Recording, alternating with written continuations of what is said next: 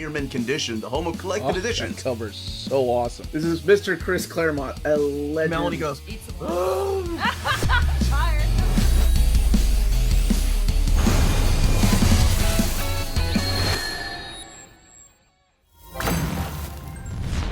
how's it going, all you Minties? Uncanny Omar here from Near Mint Condition, the home of collected editions. And join me today for my overview of the Nightwing Compendium Volume 1, A Night in Bludhaven. So let's go ahead and get started.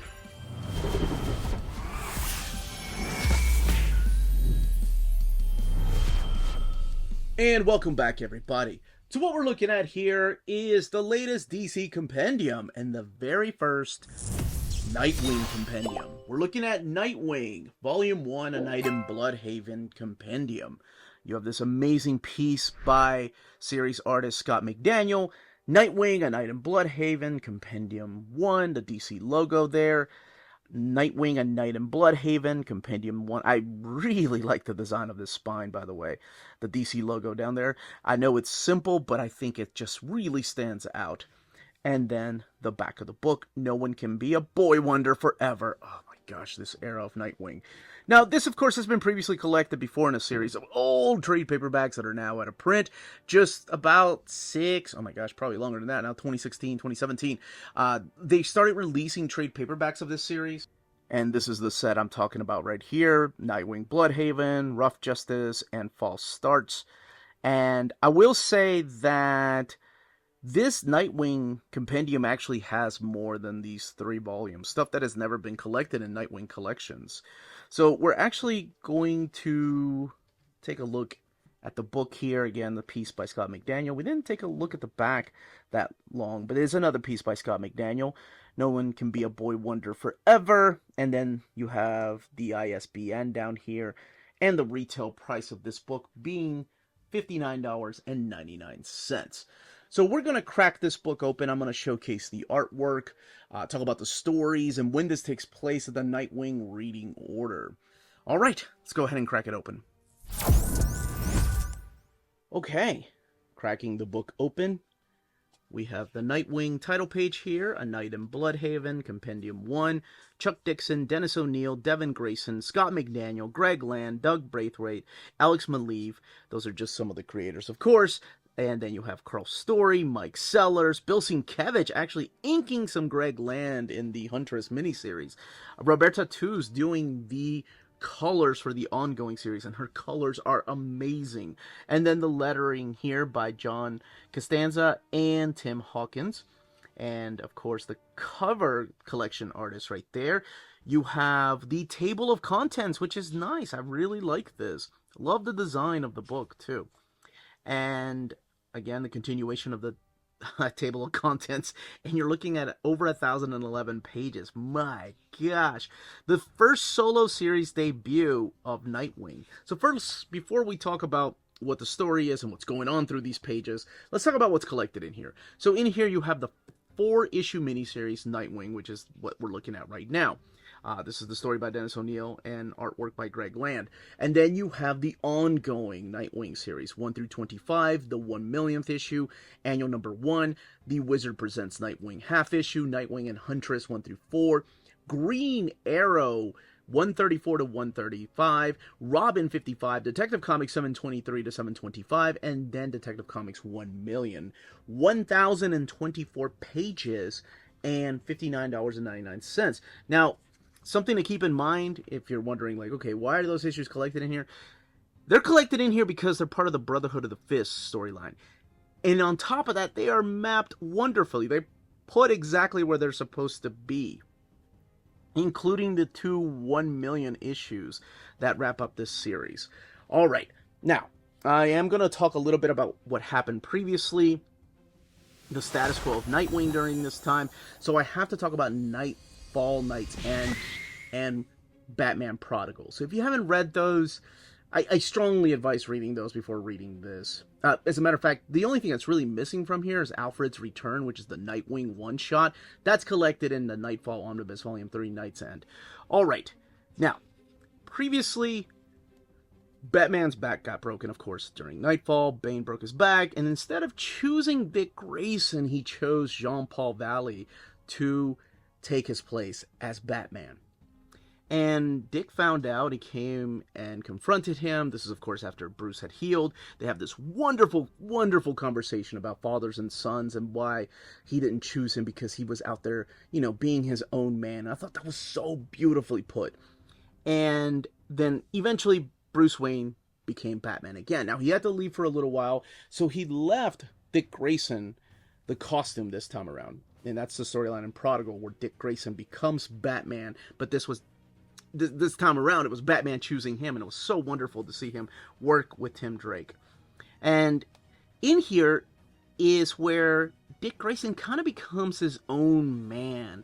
Because Bruce said, well, you're your own man, but he was still with a team. He was still with a family. This is the first time we see Dick Grayson just step out of the shadow of both the Teen Titans and the Bat family to go on his own. And it all starts off with this storyline, again, by Dennis O'Neil, where it's drawn by Greg Land, and Greg Land's artwork during this time was kind of channeling that of Jim Lee's. It's not really the Greg Land that most people are used to these days. He meets this young lady named Miggy, who's having issues at home, and I promise that all comes to play by the time you get to the 4th issue. But the miniseries really is just about how perhaps there's something more to the murder of his parents. It could be more than Zuko, which takes him into the country of Kravia. That's all being led by this prince named Prince Balzik. But the most important thing about this series is that he gives up the costume because he's like, I'm done being a superhero. But when he has to go and investigate, what really happened to his parents, he asks Alfred for help, and Alfred gets Harold to make him a new costume. And that's where you get probably the most recognizable costume for Nightwing for a lot of people. It's this 90s costume. It's his 3rd costume, because remember, the original was the one that with the popped up collar, like the disco, like that one right there. And then this one right here from his time during later on in the Titans. But this is probably the most recognizable. So anyway, he goes over there to Kravia and tries to see exactly what happened to his parents and find out, what it means to be a superhero. Really, that sets up this. And this is the ongoing series. Now, the original plan was to have Dennis O'Neil and Alan Grant actually write the Nightwing miniseries. I remember that from a Wizard article many years ago, talking about how that was the original plan, but Scott McDaniel was going to draw it. Scott McDaniel had just drawn things like Daredevil. Oh my gosh, Daredevil run is so good. And I know, I can't be alone, right? The D.G. Chichester run. But anyway, he did this little, with D.G. Chichester, he did this amalgam story called Assassins. And then DC offered him the job for Nightwing. So Nightwing was going to be an ongoing series for the character of Dick Grayson. You had Bruce being back as Batman, Tim Drake had his own ongoing series with Robin, and now they wanted to give the original Boy Wonder his own ongoing series. So what they did was, again, offer it to Dennis O'Neil and Alan Grant. They decided to, we're not really interested in doing it. So they approached Chuck Dixon, and then Chuck Dixon, oh my gosh, he stayed on the book well over 50, 60 issues. And Scott McDaniel actually stays for the first 40-something issues. So most of this is drawn by Scott McDaniel. So how do you separate Nightwing from Batman? What do you do? Well, the first thing you do is you start off with a mystery. Bodies are showing up in the Gotham Harbor, and then it all leads back to Bludhaven. This is the first appearance of the city of Bludhaven, where Batman's like, look, Gotham is rough, but Bludhaven is rougher. That's where the bottom of the barrel scum go. So Nightwing, with his new costume, is like, well, I'll go and investigate. And sure enough, this is where a series of murders are going on, and he can see that the crime is just so high there because they don't have their own superhero.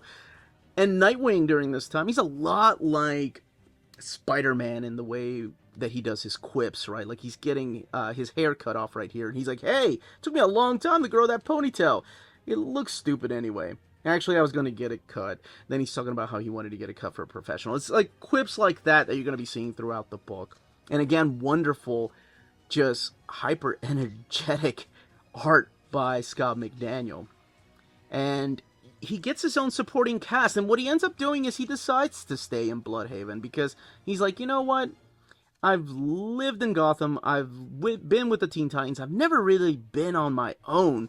So I think I'm going to stick around here. I'm going to be this city's hero. Maybe. So he gets his own supporting cast, like including his apartment, the owner of his apartment, the manager, what is her name? Bridget Clancy. He has his own rogues gallery, which I absolutely love that they introduced through these pages, like Lady Vic, and you have, of course, Torque, but I'm not going to say much about that because that doesn't happen until the next volume. You have the character of Stallion, and then later on Brute, and I'll show you some of that stuff later. But he ends up establishing himself in the city, and it's not just like his rogue gallery, but his supporting cast that really makes this book so special. And I mentioned Bridget Clancy, and she is this Irish lady, and I love this because he never gets to see her face towards the very beginning of the storyline. He keeps just hearing her voice, and he's like, oh my gosh, that Irish accent drives me crazy. And later on, he does end up finding her, and there's a little bit of a twist to that. This is the fight with Lady Vic. Now, Lady Vic comes back from time to time, but she also ends up being a part of the was it the Titans, I think. This is the story I was talking about, The Visitor, one of my favorite issues. And yes, the covers don't have the issue number there in the front nor in the back, but like I said, you do have a nice table of contents telling you the title of the issue, where it originated from and when it came out, and then who the cover artist was. But the credits are all here. And again, it's basically, most of the time when it's the ongoing series, Chuck Dixon writing and Scott McDaniel penciling, Carl Story inking, Roberto Tour doing the colors, and then John Costanza doing the lettering. And this is where he finally gets to meet Bridget Clancy, where he thinks it's this redhead. So it's kind of like a take on the You've Hit the Jackpot Tiger, because you never got to see Mary Jane's face in those early appearances in Spider-Man, and then eventually you get to see her face. So you're kind of fooled into thinking it's her, but it's actually this lady right here. And their relationship is just so adorable. Oh, and then, yes, from time to time, you do get visitors from Gotham. This is one of my all-time favorite issues right here. Not just of Nightwing, but any comic. And it's just the relationship between two brothers. You have the older brother and the younger brother, Tim Drake. And just what separates him, what makes him so different, right? Everything comes natural to Nightwing because he used to be part of the circus. All these athletic abilities are coming off. And, you know, that's why he can do flips and turns so easy and just make everything look like a cakewalk. Tim's like, yeah, I got to work hard at that. I'm not like you. And this is when Dick Grayson's like, right, you're not. You're the detective of the family. So I've made a joke on my channel before where I was like, oh yeah, Batman's an occult detective. He's a 6 out of 10. Tim Drake's a better detective. I still stand by that statement because even the Bat family agrees, like, Tim Drake, out of all of them, is the most detective character. And he is just amazing. This is Detective Soames right here, who's kind of like, at first you think, oh, he's going to be his Commissioner Gordon. No, there's nobody you can trust in Bludhaven. Now, the more you keep reading the story, it builds up to who the villain is that's trying to take over Bludhaven and who is the one that Nightwing is going to be standing in his way, and that's none other than Blockbuster. Now, to a lot of people reading this for the first time, probably not sure who Blockbuster is outside of the, 90s video cassette rental store. But he was a villain from the years of Teen Titans. So he does make a return here, and he becomes kind of like Nightwing's Kingpin. He becomes his arch nemesis.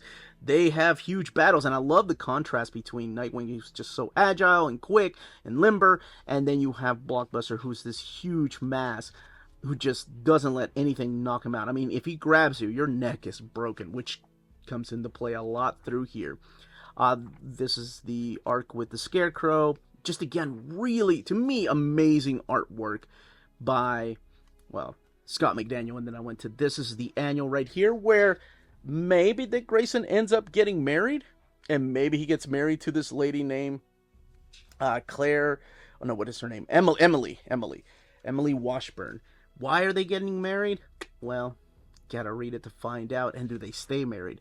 Then, of course, we go back to Bludhaven. There's the character Stallion right there, who will be a big pain in the neck for Nightwing. And then you get Deathstroke the Terminator. And I know some people are very divided by Deathstroke and the way that he looks. But to me, I think he looks awesome. I love the redesign by Scott McDaniel. I think he looks great in this colors and the mask. And look at this, is just insanity. Oh my gosh, the art. I love this era. There's the fight against Man-Bat. This is the miniseries with the Huntress right here, where they're taking down a big crime family. This is Greg Land's artwork. Again, looking different than what he does now, but the inks are by Bill Sienkiewicz. From time to time, he is reunited with Batman. As a matter of fact, the big crossover that happens in this book only focuses on the Nightwing part, and that is the Cataclysm, where Gotham is shaken up by an earthquake. So Nightwing's like, oh my gosh, my family is there. You know, that's where Barbara is. So, and that's another thing I wanted to say is, like, you know, Nightwing, he's kind of a ladies' man. You know, he's got like Bridget Clancy like swooning over him, and this is Dick Grayson, by the way. She has a crush on, not Nightwing. Barbara Gordon, they are so adorable together. And then, of course, the Huntress. Now, we do have a new character here named Tad, who wants to be a vigilante, but doesn't exactly know how to be a vigilante, so Nightwing takes him under his wing. And this is the first part of the Brotherhood of the Fist. So this is the crossover with Green Arrow and Robin and Detective Comics.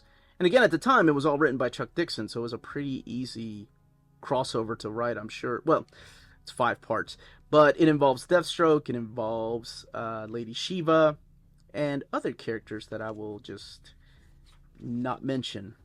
This is the one shot right here. And then we wrap up the series with the 2 issues in the back that are the 1 million issues. I absolutely love this. This is another one of my favorite issues. Anytime you have Tim Drake with Dick Grayson together, it's so good. I remember when I read this for the first time, I was like, why are they blindfolded? Like, they're just going to kill themselves. And it's just to test their abilities, like blindfolding themselves to just jump around the city. Oh, it's so wonderful, their chemistry. These are the DC 1 million issues, starting with Nightwing, that leads into the Detective Comics. And as far as extras, not much of extras.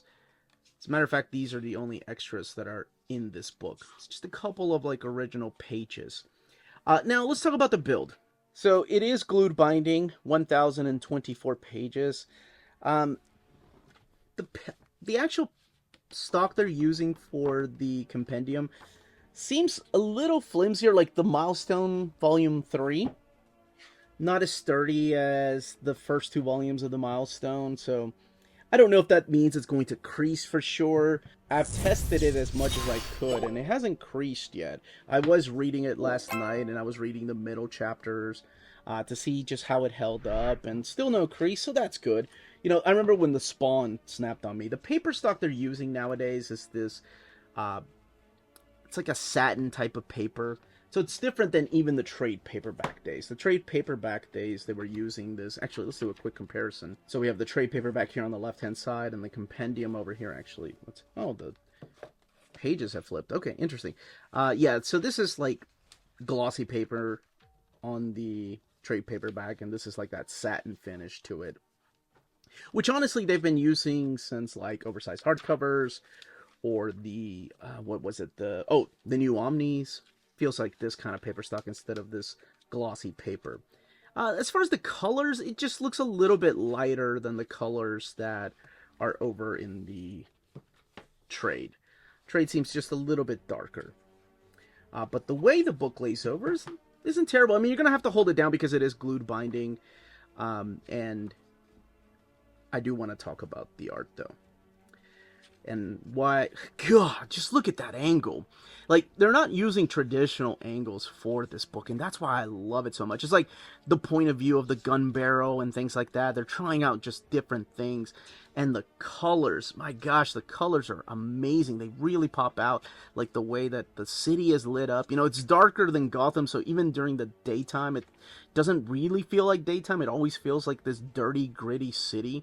And just, even though the composition and panels can be a little crazy, it's never hard to follow. Absolutely love the art during this time. Scott McDaniel, I know he's not for everybody because, you know, he's got this, I guess, Image type of style with an anime flair and lots of shadows, but I freaking loved it. This book is very special to me. I've shared it on my channel before. I was a pretty troubled teenager. I did a lot of bad things. That I got a lot of community service, and I remember finding a stack of Nightwing comics, this stuff right here, that reminded me of why I loved comics. And it kind of brought me out of that dark place that I was in. So this particular story of Nightwing finding his own in a new city really, really stayed with me forever. Like, even, out of my teenage years into my 20s, even ridiculous ways of thinking, like, look, Nightwing was alone in a city that's a lot rougher than Gotham. If he can do it, I can, live 30 minutes away from my parents, an hour away from my parents, or move to a completely different state. So I don't know if that sounds silly to people, but that was just the way that I thought, and it brought me out of that dark place where I was. And if I had followed that path where I was going, I don't think I'd be making videos like this. So I'm very good. It's one of the books I'm very grateful for. So this is what the spread pages are like. So you do get some gutter loss, because keep in mind, again, you do have glued binding. But if you haven't read this, my goodness, you are in for a treat. I think that's all I want to say about it. There's Brute, and that was the character I was talking about. A couple of other secrets and Easter eggs in here. But yeah, that, as they say, is that.